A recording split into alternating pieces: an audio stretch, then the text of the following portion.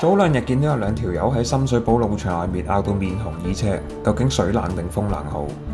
老實講，食魚蛋粉定鋸扒冇絕對答案嘅喎，個人喜好啦，係冇啊？咁蘇 Sir 一於今日就同大家講下兩者嘅分別同埋點樣揀。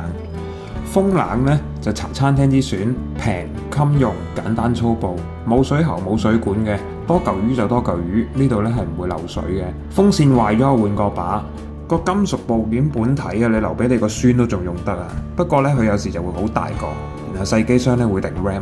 水冷咪好似食高級西餐咁咯，靚仔勁，但係要使多啲錢咯。如果你個機箱有 RGB 質透嘅話，咁一定係佢啦。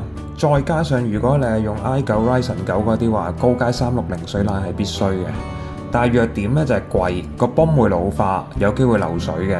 不過唔緊要啦，漏水咪當代理送部新機俾你用咯。至於點揀就睇你係打機戰士定揾食佬啦。打機戰士嘅話 CPU 咧成日都會突發性發熱，挫下咁樣嘅。咁水冷喺呢啲情況下就相對有效，個風扇咧就唔會好似波音747咁突然間起飛。咁如果你係要嚟揾食嘅話，剪片、3D 渲染呢類型嘅工作咧 CPU 長期都係100% full load，你需要嘅係穩定性。風冷物理結構簡單，唔會壞泵，唔會漏液，長行長有。但係呢度我戴翻個頭盔先，好多高級風冷呢，其實已經追到240水冷嘅效能㗎啦，有機會仲平一截添。